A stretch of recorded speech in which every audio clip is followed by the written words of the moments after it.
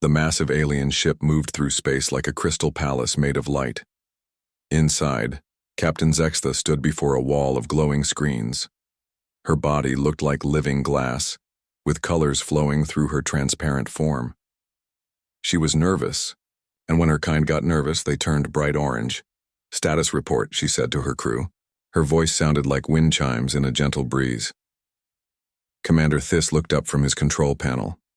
He was tall and thin, with gray skin and 4 arms. His people came from a world where everything was quiet and safe.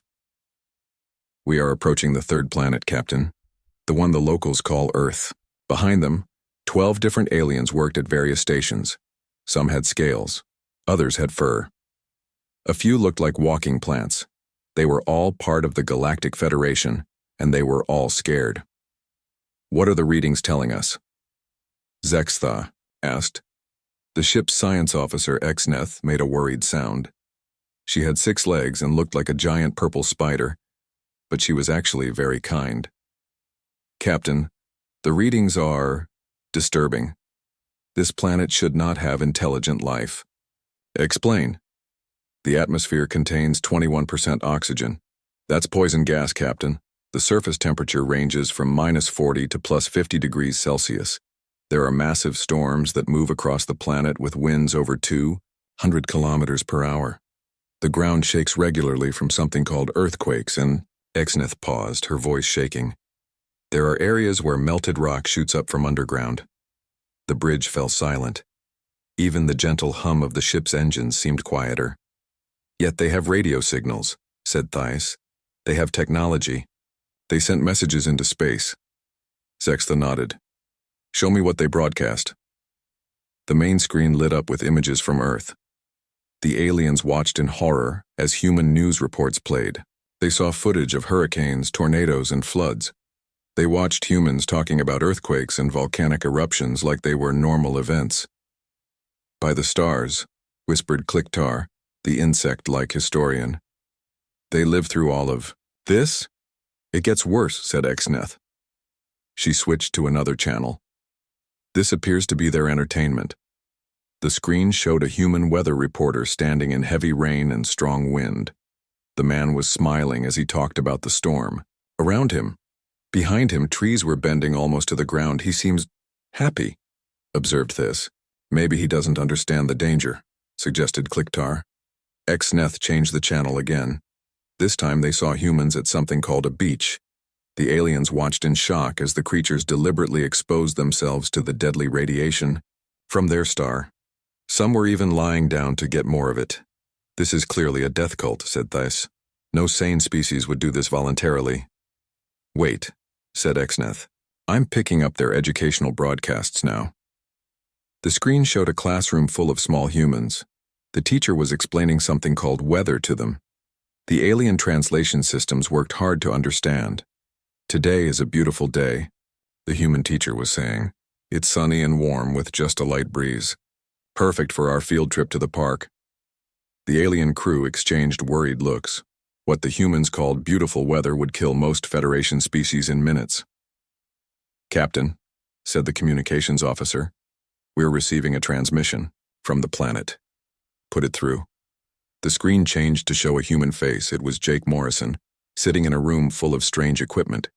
Behind him, other humans were working at computers and looking at screens. "This is Dr. Jake Morrison from NASA in Houston, Texas. We've detected your ship and would like to welcome you to our solar system. We come in peace and hope to establish friendly relations." Jake smiled, showing his teeth. Several aliens stepped back from the screen. To them, showing teeth was a sign of aggression. "He's threatening us," whispered Thys. "I don't think so," said Zextha. "Look at his body language. He seems calm."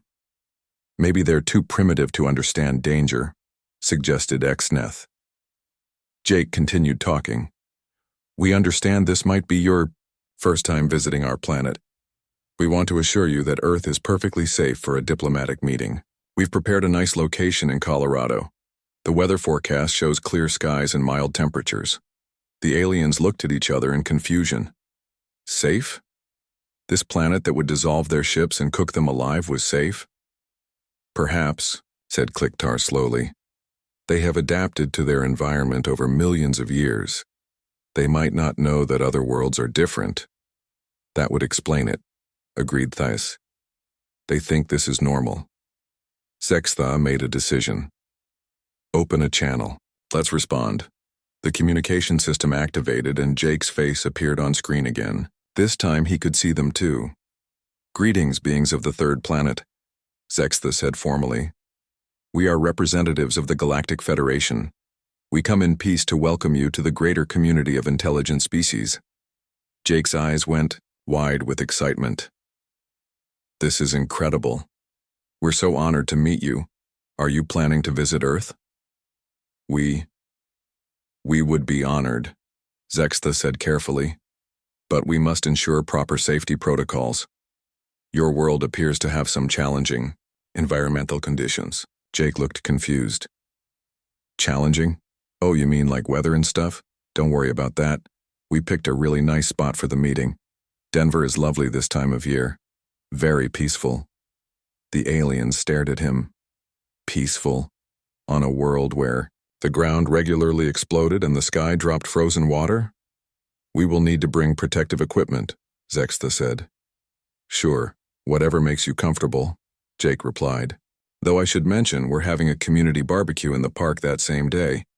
You're welcome to join us. Nothing fancy, just burgers and hot dogs. The weather's supposed to be perfect. After the transmission ended, the bridge was quiet, for a long moment. Captain, said Exneth finally, what do we do? Zextha looked at the glowing image of Earth on the main screen. It was beautiful in a terrifying way. Blue and white and green, spinning peacefully in space. It looked like a paradise, but their instruments told them it was a hell. We follow protocol, she said. We prepare for landing on a hostile world, and we hope these humans are as friendly as they seem. And if we're wrong? Asked Thess. Then we'll find out very quickly, Zextha replied, her crystal form shifting to a worried shade of purple. The ship continued toward Earth, carrying 12 very nervous aliens toward what they were certain would be the most dangerous diplomatic mission in Federation history. The alien shuttle landed in Washington Park in Denver with a soft hum. Inside, 12 terrified beings sat in environmental suits that could protect them from the heat of a star. Their instruments screamed warnings about deadly radiation, toxic gases, and unstable ground conditions. Captain Zextha checked her suit's readings one more time. Everything was red. Danger. Lethal. Do not proceed. She looked at her crew through their helmet cameras. Commander Thys was shaking so hard his forearms rattled against his suit. Exneth had curled 3 of her 6 legs up against her body like a scared spider. Remember, Zextha said through the comm system, these beings have survived on this world for thousands of years. They may not understand how dangerous it is. We must be polite and try not to frighten them. What if they attack? Asked Kliktar. Why would they attack? They invited us to a social gathering. Maybe that's how they hunt, suggested Thys. Invite prey to a feast, then consume them.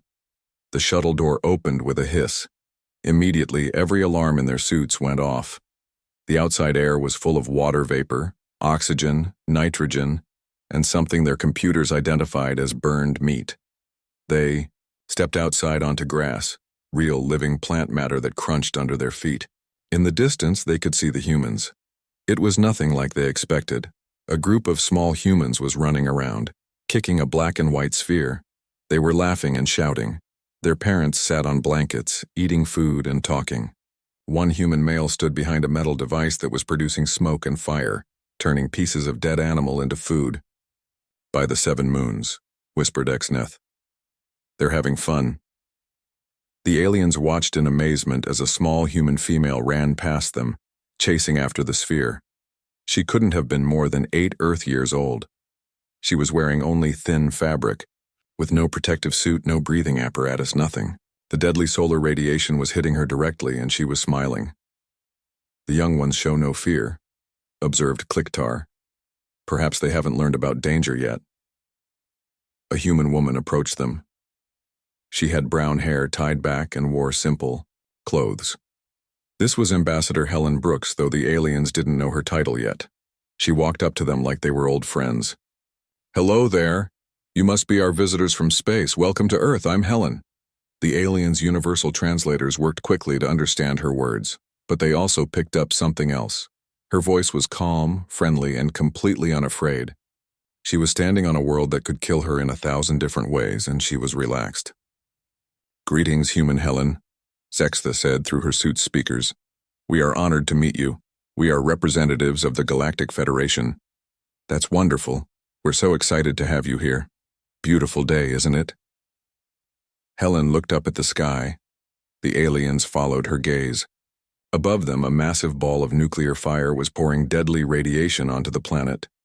Wisps of water vapor drifted across the blue atmosphere. To them, it looked like a scene from their worst nightmares. "Yes," Zextha said carefully. "Very beautiful. I hope you don't mind, but we're having a community barbecue today. Nothing fancy, just a nice gathering in the park. You're welcome to join us, of course." "Barbecue?" asked this. "Oh, that's where we cook meat over an open fire," Helen explained. "Tom over there is grilling burgers and hot dogs. Would you like to try some?" The aliens looked toward Tom, the human male who was standing next to controlled flames. He waved at them with a metal tool in his hand. Smoke was rising from the burning animal flesh he was preparing. "He's cooking with fire?" Exneth asked. "Of course. How else would you cook?" Helen laughed. "Though I suppose aliens might eat differently. Do you folks eat food or do you absorb energy somehow?" "We consume nutrients," Zextha said slowly, "but we prepare them in sterile environments with carefully controlled temperatures." "Interesting. Well, our way might seem a bit primitive, but it tastes great." Just then something landed on Thiss's helmet with a soft tap. Through his suit cameras, the other aliens could see it was a small creature with colorful wings. It had somehow survived the deadly radiation and toxic atmosphere to flutter around like it owned the place. Thiss froze completely. "Captain," he whispered, "there's a life form on my head." "It's just a butterfly," Helen said with a smile. "They're harmless. Quite pretty, actually." "Harmless?" Thiss squeaked. "It could be carrying diseases, or toxins, or—" The butterfly flew away, apparently bored with the conversation. Helen watched it go with a fond expression. "So," she said, turning back to them, "would you like to meet some of the other folks? There are families here from all over Denver. Oh, and we have children if you'd like to see how human young ones behave." Before the aliens could respond, one of the small humans ran up to them. It was a boy, maybe 10 years old, with grass stains on his clothes and dirt on his hands. He stopped right in front of Exneth and stared up at her through her helmet.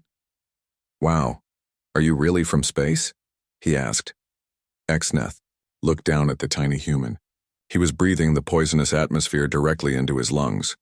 His skin was exposed to radiation that would cook her people in minutes. He had clearly been rolling around on the ground, covering himself in alien bacteria and unknown substances. And he was grinning. "Yes," Exneth managed to say. "We come from very far away." "That's so cool. What's your planet like? Do you have trees? Do you play sports? Our world is safe," Exneth said. "We have crystal formations instead of trees, and we do not engage in physical competition." "That sounds boring," the boy said honestly. "Want to see me juggle?" Before anyone could answer, he picked up 3 stones from the ground and began throwing them in the air, catching them in a pattern. The aliens watched in horror as he handled unsterilized mineral samples with his bare skin. "Billy, don't bother the visitors," Helen called out. "It's okay, Mom. They're really nice." The boy dropped the stones and ran back to his game. The aliens stood in stunned silence. "He called me nice," Exneth whispered. "Your readings show you're safe," Helen explained. "Our scanners checked your ship when you landed. No harmful radiation, no dangerous chemicals, just normal folks from space." "Your scanners," Zextha repeated slowly. "You scanned us?" "Of course. We may be friendly, but we're not stupid. We have to make sure visitors won't accidentally bring diseases or dangerous technology. The aliens realized that while they had been terrified of the humans had been calmly evaluating them as a potential threat and had decided they were harmless. "Come on," Helen said, starting to walk toward the barbecue. "Let's get you something to drink. We have lemonade, iced tea, and water. All perfectly safe, I promise." As they followed her across the grass, stepping over flowers and around trees, the aliens began to understand something important. These humans didn't just survive on their terrible world. They had made it into a home. They gathered in places of beauty, shared food with strangers, and let their children play freely under a sky that should have killed them all. "Captain," Theiss said quietly through their private comm channel, "I think we may have made an error in our assessment." "What kind of error?" "I don't think they're barely surviving on this world," Theiss said, watching a human couple laugh as they threw a flying disc back and forth. "I think they like it here." Zextha looked around at the scene. Humans of all ages were enjoying themselves in an environment that her people would classify as uninhabitable. They were not just alive, they were happy. "That," she said slowly, "is a very disturbing thought." 3 days after the park meeting, Dr. Jake Morrison stood in the lobby of the Denver hotel where the aliens were staying. He carried a clipboard with a list of places to visit. The alien delegation had agreed to take a tour of Earth, though they seemed very nervous about it. "Good morning, everyone," Jake said cheerfully as the 12 aliens emerged from the elevator. They were still wearing their protective suits, though they had made them less bulky after realizing the humans meant no harm. Captain Zextha's crystal form had shifted to a pale blue color, which meant she was trying to be brave. "Good morning, Dr. Morrison. We are ready for your tour, though we must ask, are you certain these locations are safe?" "Absolutely," Jake replied. "We're starting with some of the easier places first, nothing too exciting." The aliens exchanged worried looks. If this was the easy part, what did humans consider difficult? Their first stop was the Sahara Desert in Africa. The human shuttle landed on sand that stretched as far as they could see. The aliens' environmental suits immediately started beeping, warnings about extreme temperature and lack of water.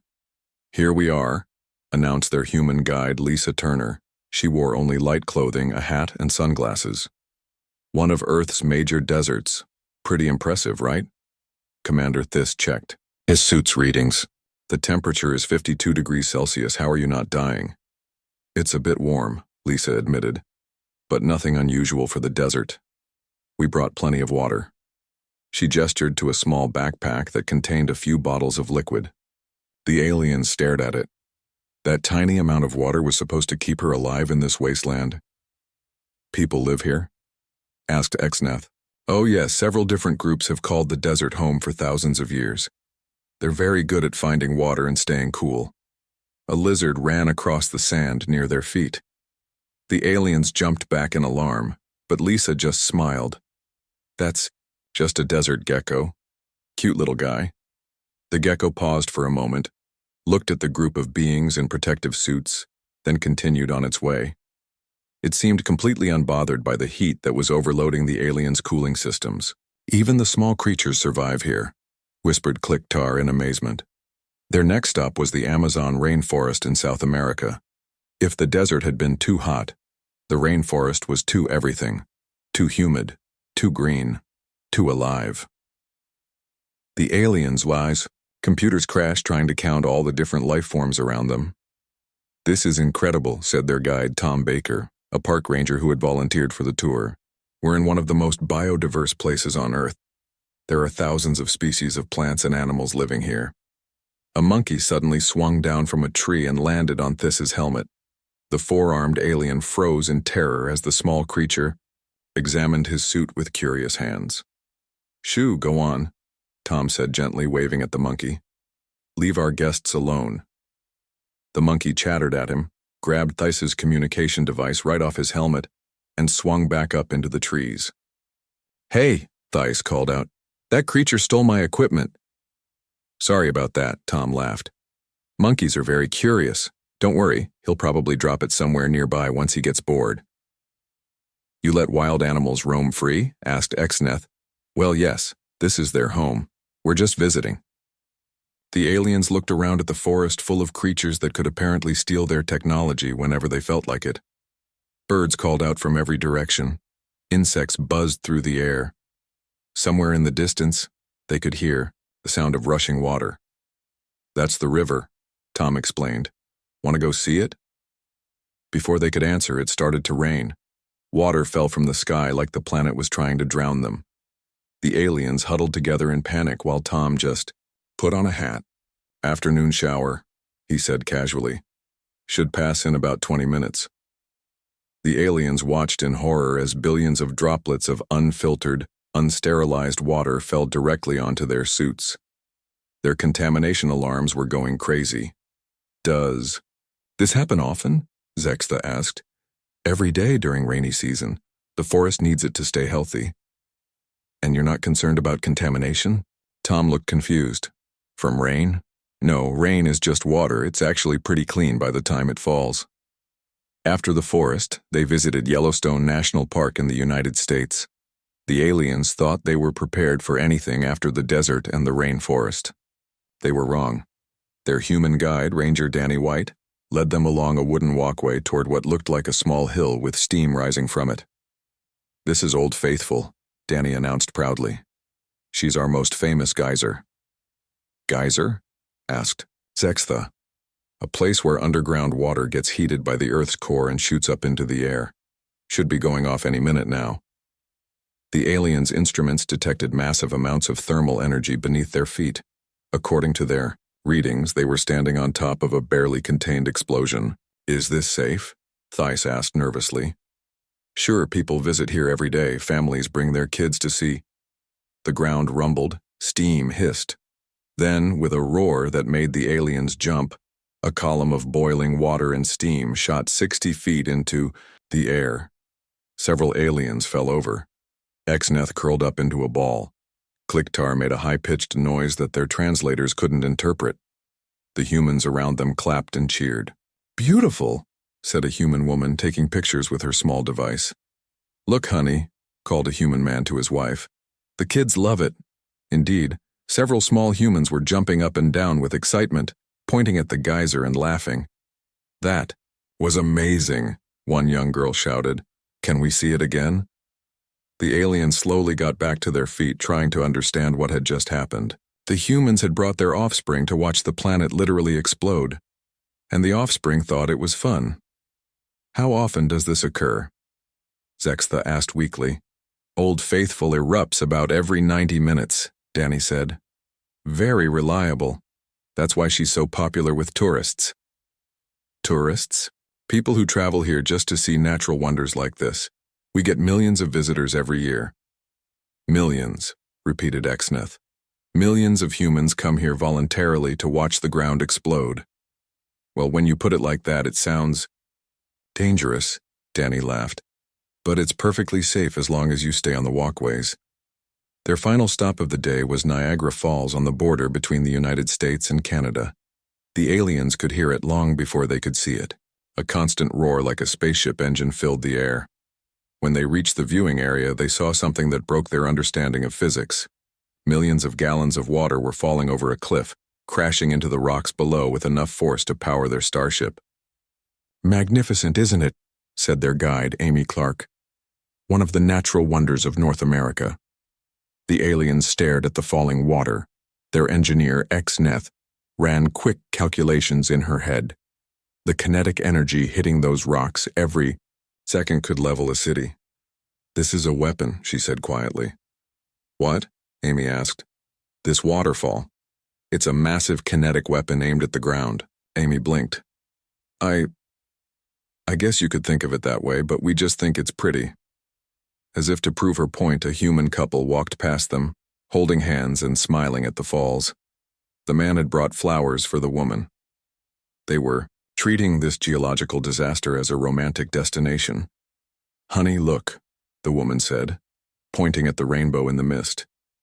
Isn't it beautiful? The aliens looked where she was pointing. Light from their deadly star was being split by the water vapor into a spectrum of colors. The humans thought this was attractive. We should head back, Amy said. It's getting late, and I'm sure you're tired after such a big day. As they walked back to their shuttle, the aliens were quiet. They had seen humans living peacefully next to every kind of natural disaster their planet could produce. Heat that would kill most species. Rain that fell from the sky without warning. Underground explosions that happened on schedule, and enough falling water to destroy their ship. And the humans called it tourism. Captain, Thiss said quietly as they boarded their shuttle. I'm beginning to think we don't understand what the word safe means. Zextha looked back at Niagara Falls, where humans were still walking around and taking pictures as millions of gallons of water crashed into the rocks. I'm beginning to think, she replied, that we don't understand humans at all. After a week of tours, the aliens asked for something different. They wanted to see how humans lived their normal daily lives. Dr. Jake Morrison thought this was a wonderful idea.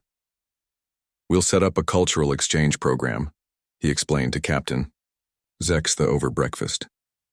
Each of your people can shadow a human for a few days, follow them around, see what they do. Shadow? Zextha asked, her crystal form turning a confused shade of green. It means to follow someone closely and watch what they do, like learning by watching. The aliens agreed, though they were nervous. If humans considered volcanoes and waterfalls to be tourist attractions, what did they do for fun in their regular lives? Commander Thiss was assigned to follow Bob Miller, an accountant from downtown Chicago. Bob worked in a tall building made of glass and steel. On the first day, Thiss rode with Bob in something called an elevator. Don't you worry about the height? Thiss asked as they rose 30 floors above the ground. Not really, Bob replied, reading his morning newspaper. These buildings are very safe. They're built to handle earthquakes, strong winds, even lightning strikes. Thiss looked out the glass wall at the city below.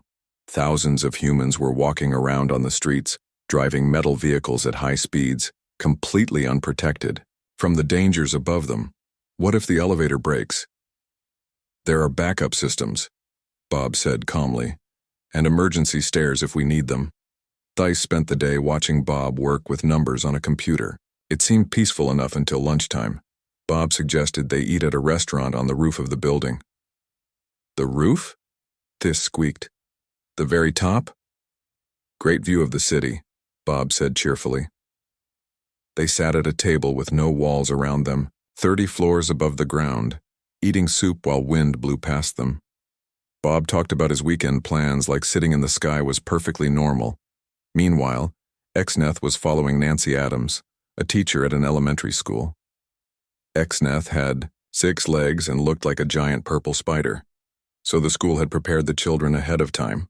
Boys and girls, Nancy announced to her class of 8-year-old humans. This is Exneth. She's visiting us from space.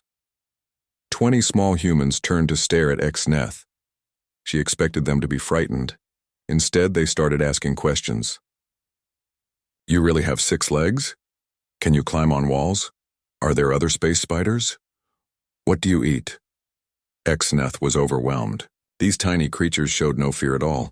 They were curious about everything. Now, class, Nancy said, we're going to learn about weather today. Who can tell me what happens when it rains? A small girl raised her hand.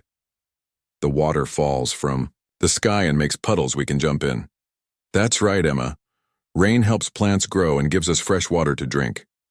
Exneth listened in amazement as Nancy taught the children that water falling from the sky was a good thing. The children nodded and took notes like this made perfect sense.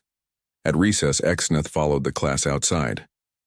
The children immediately started running around a large open area, chasing each other and playing games. Some kicked a ball back and forth. Others hung from metal bars and swung through the air. Aren't you concerned about injuries? Exneth asked Nancy. Kids are pretty tough, Nancy replied. A few scrapes and bruises are normal. It's how they learn. Kenneth watched a small boy fall down while running. He got up, brushed dirt off his knees, and kept playing. No medical team rushed to help him. No one seemed worried. Tommy's fine, Nancy said, noticing Exneth's concern. See, he's already back to playing tag. Other aliens were having similar experiences around the city. Clicktar followed Dr. Linda Cooper at a hospital emergency room. He watched humans rush in with all kinds of injuries and illnesses, and he watched other humans calmly fix them. Broken arm from skateboarding, Linda explained as she put a cast on a teenager's arm. Pretty common on weekends. Skateboarding? Clicktar asked. It's a sport where you ride a board with wheels down hills and over ramps. Kids love it. Clicktar watched the teenager leave the hospital, already making plans to go skateboarding again once his arm healed. The alien scientist Zix was following Ray Johnson, a construction worker. Ray spent his day building things with heavy machinery, working high above the ground on metal beams and operating equipment that could crush him easily. Safety first, Ray said, putting on a hard hat. Always wear your protection. Zix watched Ray climb up scaffolding to work on a building under construction. Other humans were welding metal with sparks flying everywhere, operating cranes that lifted tons of material, and walking on narrow beams without any visible fear. How do you stay calm? Zix asked during lunch break. Experience, Ray replied, eating a sandwich. Been doing this for 20 years. You learn to be careful and pay attention. But surely this is dangerous work? Sure. But somebody has to build things. Houses, offices, schools. People need places to live and work. Ray pointed to a finished building across the street. See that apartment building? I helped build that 5 years ago. Now 50 families have homes there. Makes the risk worth it. But the most shocking experience belonged to Captain Zextha herself. She was following Steve Parker, a meteorologist who studied weather. On Wednesday morning, Steve got very excited about something. Perfect conditions, he said, looking at his computer screens. We're going storm chasing today. Storm chasing? Zextha asked, following tornadoes to study them. Want to come along? Before Zextha could refuse, she found herself in a vehicle driving toward a massive storm system. The sky turned dark green. Wind began shaking their vehicle. Rain started falling so hard she couldn't see through the windows. There! Steve shouted, excitedly, pointing ahead. Do you see it? Zextha looked where he was pointing and saw something that made her crystal form turn pure white with terror. A spinning column of wind was tearing across the landscape, destroying everything in its path. That's a tornado, Steve explained, taking pictures and measurements. One of nature's most powerful phenomena. Isn't it beautiful? Beautiful. The thing could have destroyed their spaceship, and this human was calling it beautiful. We should leave, Zextha said, her voice shaking. In a minute. I want to get a few more readings. Steve calmly operated his instruments while the tornado moved across the field in front of them. He talked about wind speeds and pressure systems like he was discussing the weather over coffee. That evening, all the aliens met back at their hotel. They sat in the lobby, sharing their experiences. Each story was more unbelievable than the last. They deliberately exposed themselves to danger, reported Theiss. The young ones show no fear of injury. Added Exneth. They build structures using methods that could kill them, said Zix. And they chase storms for entertainment, finished Zextha. The aliens sat in silence for a moment, trying to process what they had learned. I think, said Exneth slowly, we need to revise our understanding of this species. How so? Asked Zextha. We assumed they were barely surviving on this dangerous world. But that's not right. They're not just surviving. They're thriving. They've turned danger into games, disasters into tourist attractions, and deadly weather into science. What are you saying? Exneth's form shifted as she thought carefully about her words. I'm saying that humans don't just live on a dangerous world. I think they like danger. I think they chose to stay here because it's exciting. The other aliens stared at her. The idea was too terrible to consider. That would make them, Theiss said slowly, the most frightening species in the galaxy. Yes, Exneth replied. I think it would. The emergency meeting of the Galactic Federation happened 3 days later. Representatives from hundreds of worlds gathered in the Great Council chamber aboard the Federation flagship. Captain Zextha stood at the center of the room, her crystal, form shifting between nervous orange and determined blue. Honorable council members, she began. I must report our findings about the species called humans and their planet Earth. High Counselor Vexmar, an ancient being made of living metal, spoke first. We have read your preliminary reports, Captain. Surely you exaggerate. No species could survive on such a world. I wish I was exaggerating, Counselor, but I have proof. Zextha activated the holographic display. Images from Earth filled the chamber.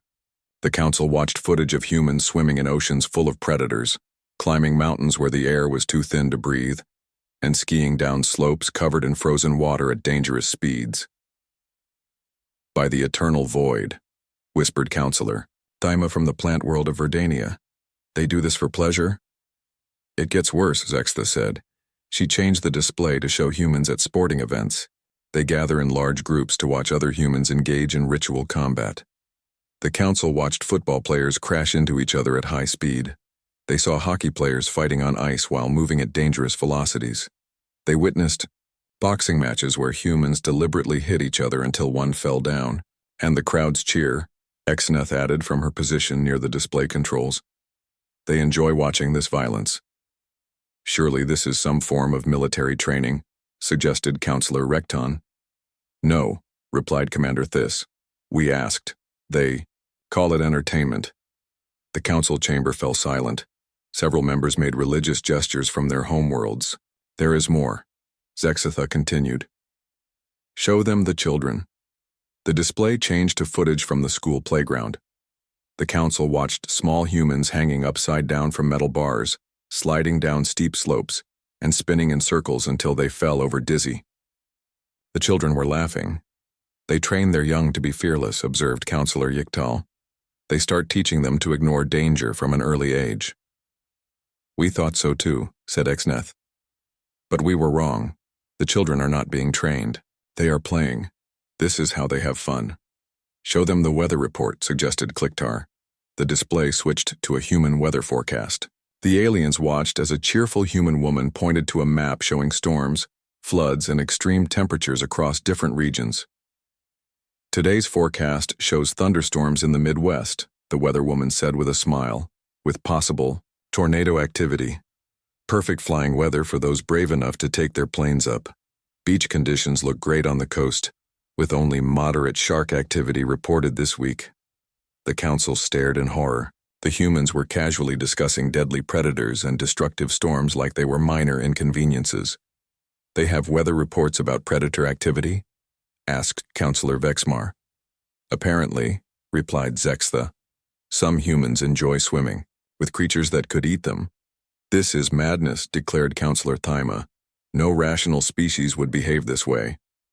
That's what we thought, Zextha said, until we discovered something else. She paused dramatically, then activated a new set of images. The council saw human art, music, and literature. They saw beautiful paintings of Earth's dangerous landscapes. They heard music inspired by thunderstorms and ocean waves. They read poetry about climbing mountains and exploring caves. They don't just live on this death world, Zextha explained. They love it. They create art about its dangers. They sing songs about its storms. They write stories about exploring its most dangerous places. But why? Asked Counselor Recton. Why would any species choose to live this way? Exneth stepped forward. We asked them that question. Dr. Jake Morrison, one of their leaders, gave us an answer we didn't expect. What did he say? He said that life without challenge is boring. He said that overcoming danger makes them feel alive. He said that their dangerous world taught them to be strong, creative, and brave. The council chamber erupted in worried conversations. Representatives whispered to each other in dozens of different languages. High Counselor Vexmar called for order.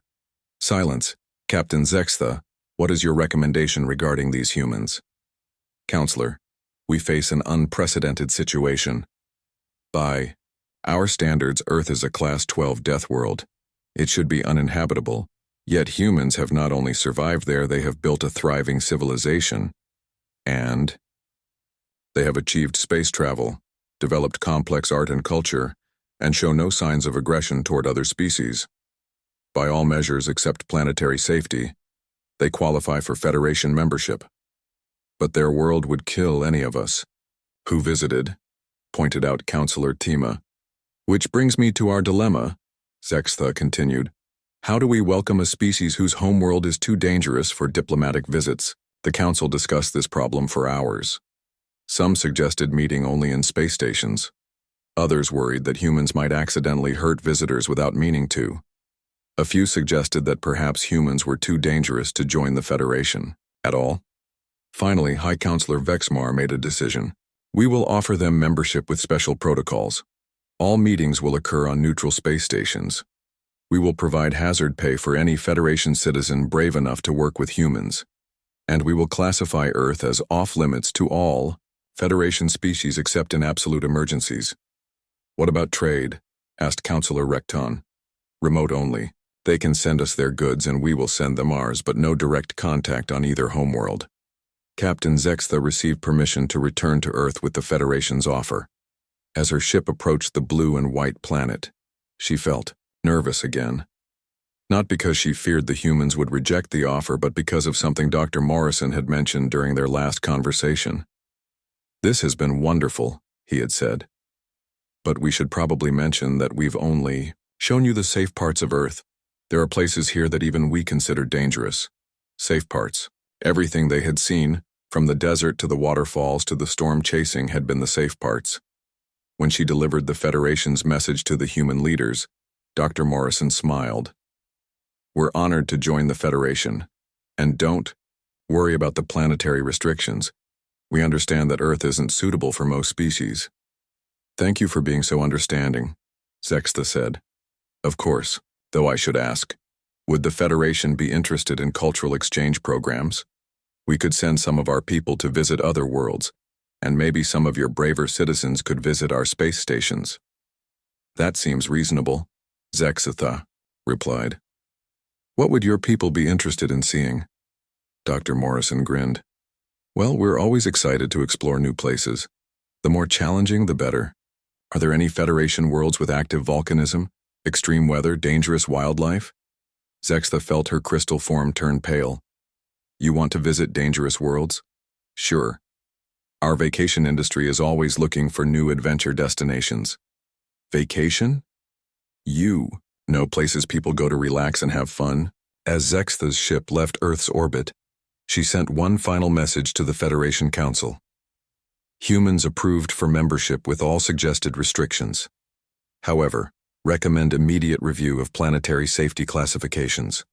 What we consider dangerous tourist destinations, humans might consider relaxing vacation spots. Proceed with extreme caution. She paused, then added, also suggest updating first contact protocols. Future alien species may not be as friendly as humans.